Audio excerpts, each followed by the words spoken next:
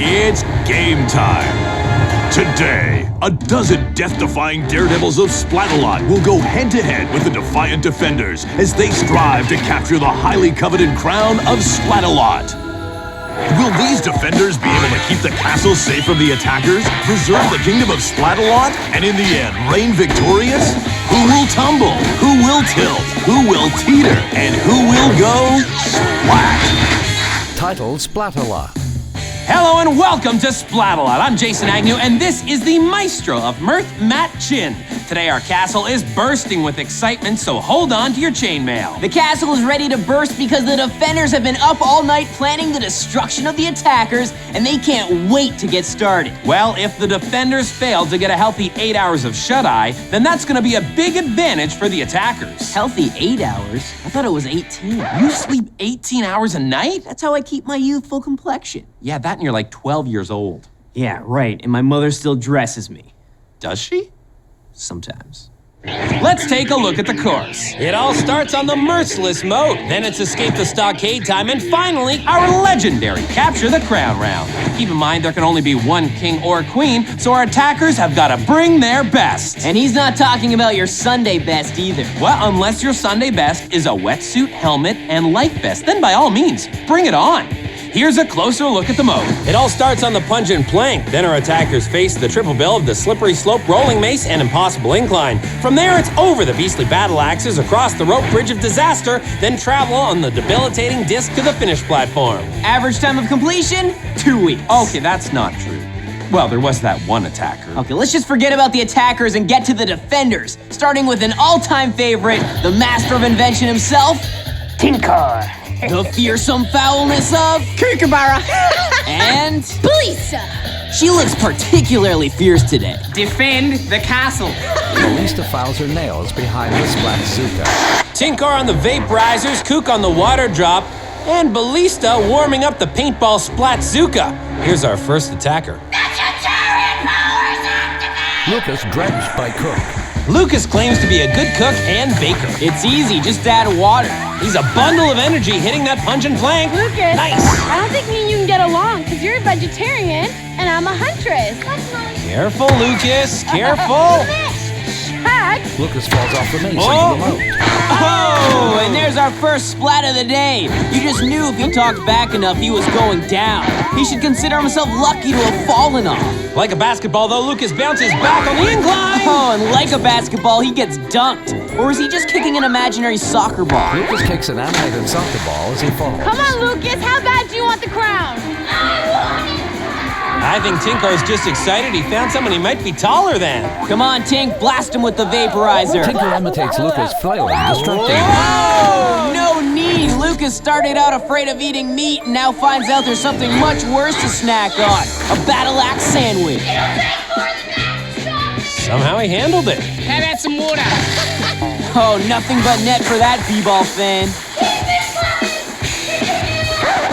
I am not a chicken. I'm a kookaburra.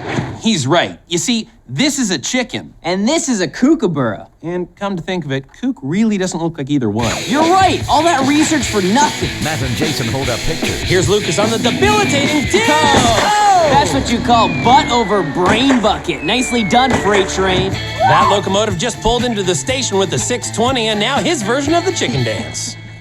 You can't stay away. The water proves that theory. Nicole, really? Really? For a war cry?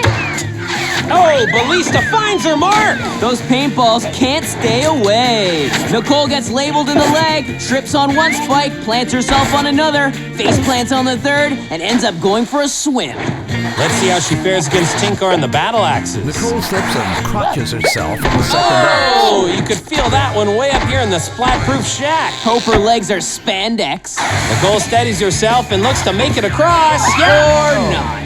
We'll just cut to the chase and report that Nicole has ended up with a time of 6 minutes even. Cook's repulsed by Nicole's victory dance. Oh, my eyes are stinging. Oh my God. Moving on, we catch up with our next attacker, Shania, on the slippery slope. Dinosaur! Come on, Shania, let's play. This should be interesting. Shania! Shania! Sheared her right off the slope. She's recovered from that devastating cheer and is making her way over the mace. Oh, look at that full extension splat. From now on, that's called a purple dinosaur. Shania completes the course with a 6:32. With that time, she'll soon be extinct. Here's Mitchell. I love this wetsuit! Well, it does say he's a fan of fashion. Hi. Was that a high for us or for Mitchell? Sorry, partner, I think it was for him. Fire away! He did a great job of making his way up the slippery slope. Keep shooting! She's missing him so far, and here he goes in the rolling mace. And there he goes into the moat. From now on, that stumble to a splat is called a leaping lizard. Tinkor laughs. Tinkor liked that one. Mitchell's not letting up. Here he goes down the slippery slope. Oh, and his left foot sells him out, playing a bit lazy and causing a face-first trip into the drink, fashionably wet. Despite all that, Mitchell is still looking good with our best time yet of 5:49. Here's attacker number 5, Bonito. This is what? Hi, Benito. Ballista's right on the money with that shot. On guard, Bonito. She enjoyed that a bit too much for my liking. I love her laugh at any speed. Oh, hey, check it out. I think Bonito is going for the purple dinosaur. All right, Burrito. Did he just call Bonito burrito? You bet, because that attacker is all wrapped up like a tasty corn tortilla. Well, Bonito comes back to post a 4:49. Oh, it's disgraceful. Here's Anna. I love fluffy like dogs. Anna immediately falls. Oh, I love first step splats. They're rough, rough, rough. But she's up and back to it. Yep, doing the old classic, the invisible staircase. Just heading downstairs. Does anyone need anything? She's past the slope and over the mace. And runs right into Tink and the vaporizers. She can't mount the first jump. Oh no. Anna does a slow dive and into the moat she goes. Ballista gets a sneaky shot off that completely wipes Anna off the axe. Well, that splat was Anna's last dive. She's okay, but won't finish the course. With 6 attackers done, let's see what we've got so far. Benito has the top time of 4:49, and Shania has the time to beat at 6:32. So far, we've seen the purple dinosaur and the leaping lizard. I wonder what other reptiles await us. Only one way to find out. Let the other 6 attackers have their shot. Is that coming up after break? How'd you know? Lucky guess. Don't you dare miss it. Title Splatalot.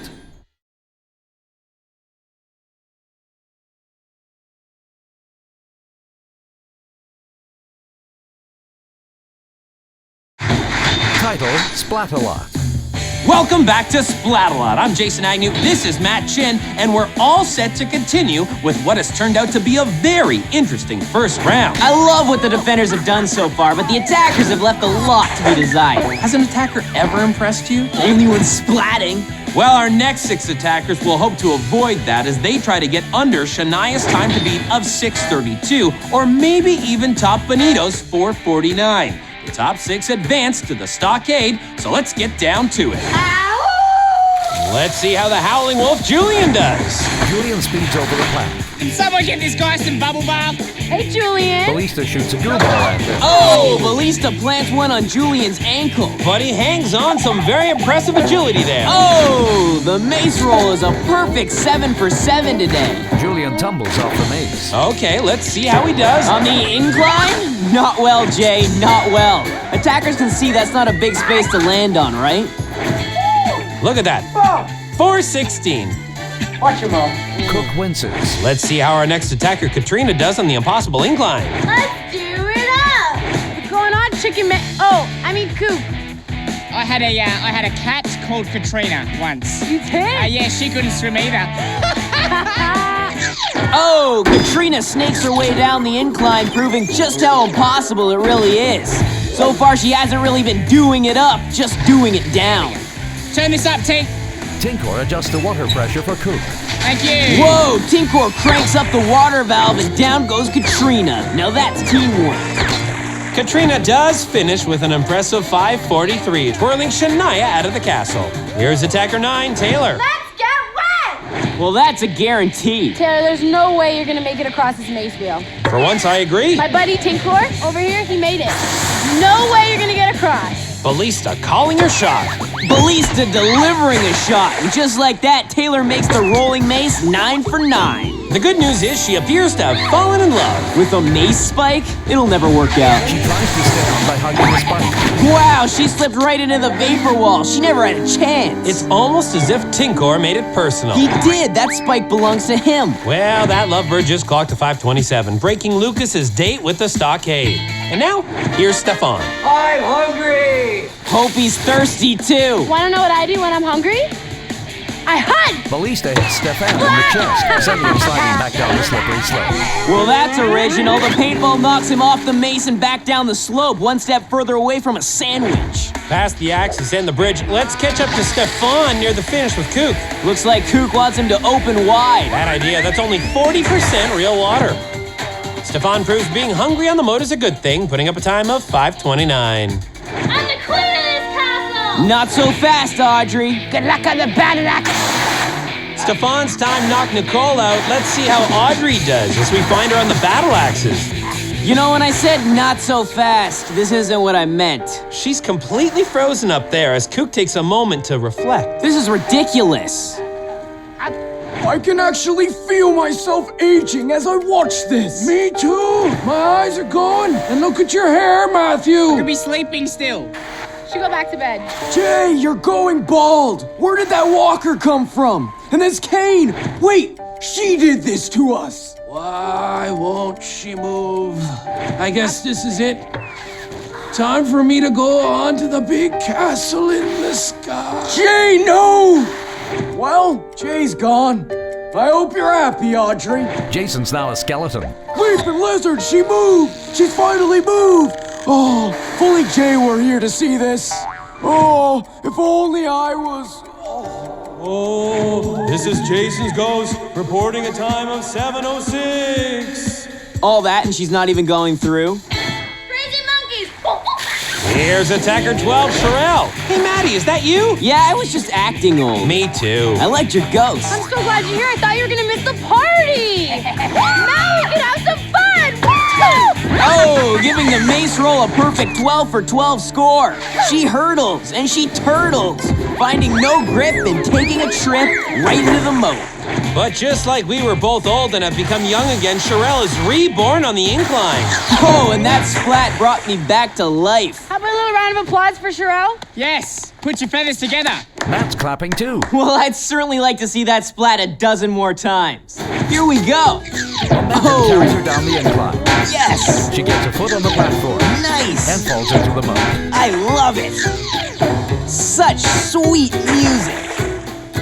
That's a 4:56 for Sherelle, knocking Mitchell out of contention and moving her through to the Stockade. Joining Sherelle in round 2 will be Julian, Benito, Taylor, Stefan, and Katrina. So as I predicted, our second set of 6 attackers destroyed our first 6, eliminating all but one of them in the process. Hope everybody followed that. Just try to keep up with my genius. When we return, we'll witness 6 attackers attempting to escape the Stockade. 4 will succeed. 2 will fail. Next up on Splatalot.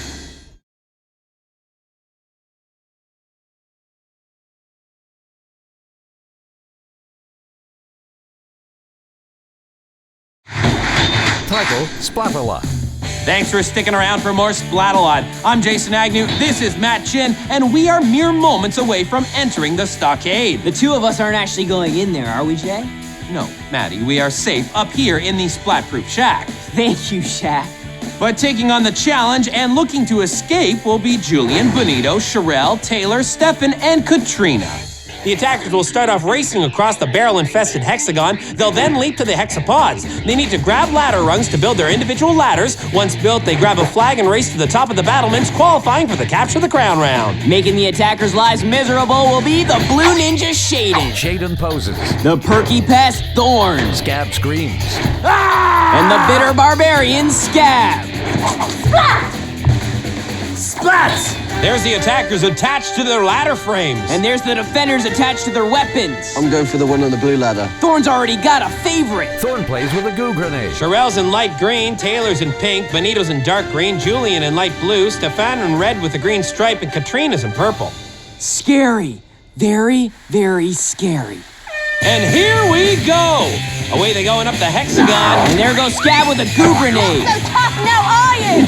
Katrina testing out a hexapod, but she didn't make it, so she's got to go back and try again. And would you look at that struggle in the center? Attackers are getting pushy with each other.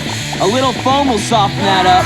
Oh, Scab has found the slime stick. But would you look at this? Julian has found his first rung, while Taylor has landed on a pod. Her reward is a face full of foam. Regardless, she's got a rung and is on her way. So is Katrina. Stefan leaps and Julian flops, face first in the foam. And that's not even the fresh stuff. That's like getting a face full of year-old milk. Benito getting a ton of foam from Thorn, but he's staying focused on the rungs. I can't believe Benito pulled that off. He must like old milk. And the mashup continues in the middle of the hexagon. Oh, Scab nails Katrina with a double ball buster. I'm the biggest fan of the attackers, but even I have no idea what they're doing out there. Out of the way, Katrina. That was me. Good. Yep, Shaden shoots the slime while Scab nails Stefan and somehow takes out Katrina. On a brighter note, Katrina and Julian have one more rung and make a perfect synchro jump. Perfect for Julian, maybe. Kat ends up tasting old milk. Look at her. She looks like she's a walking ice cream sundae. Made from old milk, right? You're obsessed with that. Me? Taylor jumps on a hexapod. Taylor's getting the hang of those hexapods, literally. And Scab's getting the hang of the slime stick, obviously. Whoa, where did that blue stuff come from? That, my friend, is mouthwash. Fused mouthwash, that is. Hideous. Hey, is Sherelle getting into the race? I was so close to saying yes, but no way. She might be struggling, but Julian has found our game's first flag. He built that ladder so quickly I didn't even notice his progress. Probably cheated. I suspect he snuck in his own ladder. There's Taylor grabbing the second flag. Another cheater. How so? I'm working on that. Taylor and Julian now at the top share an embrace. That lasts a second too long for Taylor's taste. Now who will be joining them? Katrina? She's hugging that hexapod tighter than Julian held Taylor. Benito's sliding his way over, and Stefan is also on the scene. Big jump for Sherelle, but no landing. Instead, Scab continues to land paintballs on the attacker's heads. Multiple jam-ups, but no new flags being captured. Katrina moves to throw a goo ball at Scab, but he hits her. Oh, and as Katrina attempts to fight back, she gets nailed by Scab in the noodle before she can get a shot off. Thanks for coming out. There's our goal, attackers. Now who wants them? Shaden continues to make Sherelle's day difficult. Look at this. Katrina is up and grabbing the third flag. One Julian hug coming right up. Wait, she grabbed two flags. When will the cheating stop, Jay? As Benito grabs a rung, Katrina has grabbed the glory. Who will be the final attacker, though? Go on, awkward hugger, buddy. And Benito is our fourth. He has the flag and is headed to the ladder. One last chance, Julian. Benito is up and is our final attacker through to the Capture the Crown round. But sadly, there can only be four. Stefan and Sherelle are left to wonder what Julian's hugs must feel like. Sorry, guys. Joining us on the other side will be Julian, Katrina, Taylor, and Benito. You know, it's strange, but now I'm even wondering what one of Julian's hugs are like. Sorry, Maddie. Julian's hugs are for winners only. Coming up next, we began the day with 12 attackers, but now it's down to our final four. We find out which one will be taking home the crown of Splatalot next. Splatalot. Stay tuned for the best collisions of the day.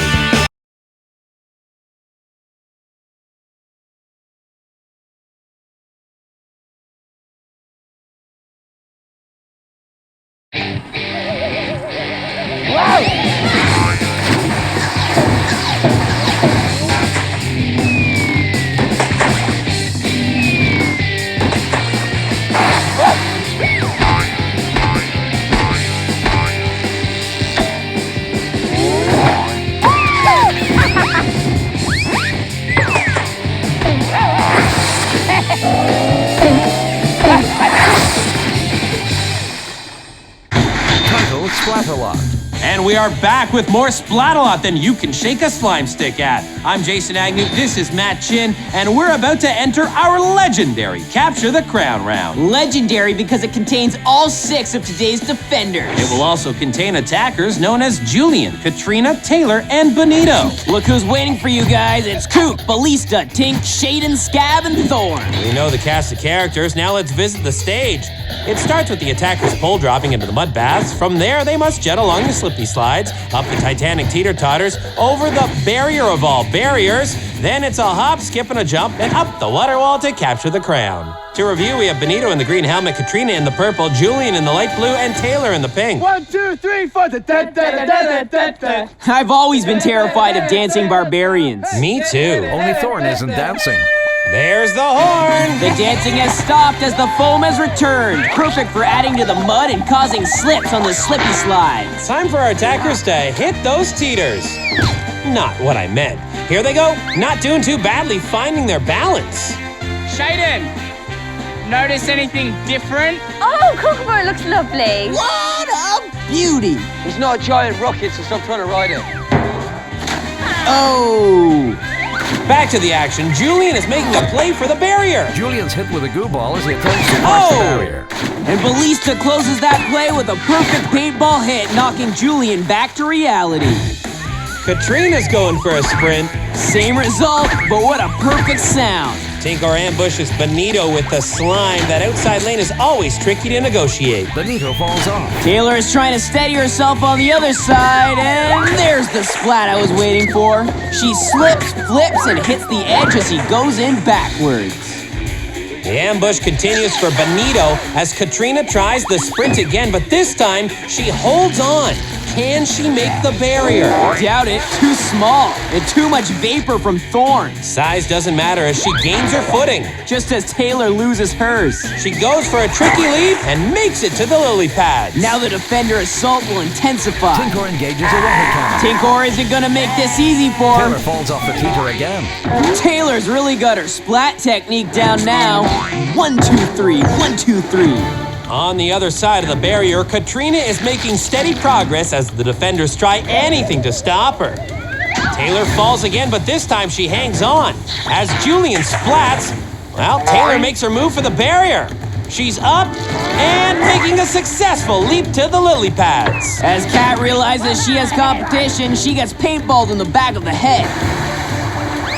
Hey, is Julian gonna make this a 3-attacker race? He's climbing up on the barrier! And sliding back down to obscurity. Back on the winning side, Taylor struggles to get a hold of a lily pad while Katrina looks poised to take a shot at the water wall. Who will get there first? Can Taylor mount a comeback? Can Katrina hold on? Can both of them lose? Katrina makes it to the base of the water wall. She's pulling herself up. She must be exhausted. I know I am. Really, even with 18 hours of sleep. Taylor is closing in, but Katrina seems to be breaking away. And there you have it. She's got the crown and is the new Queen of Splatalot. Katrina is the new Queen of Splatalot. While Benito continues to get vaporized. All that's left to do is celebrate or cry if you're Scab.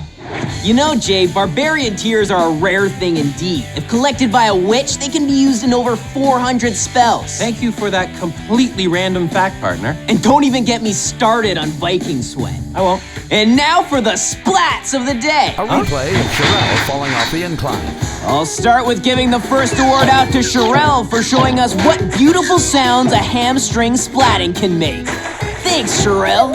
And now Lucas, who wobbled on the second battle axe and smarted on the first one. How he bounced back from that, I'll never know. But this splat's a winner. Now let's switch gears and witness our new queen Katrina's journey to the crown. Even though she had the slowest time of our top 6 in the moat, after that she put on the jets. She negotiated the foam and nabbed the flag in the stockade, then held on, turning an early lead in the 3rd round into a crown and a victory. That's all the time we have, so this is Matt Chin and Jason Agnew saying, Splat it out. That's not what I was gonna say, Jay. Taylor raises the flag. I'm the queen of the castle. And I'm the ghost of the castle.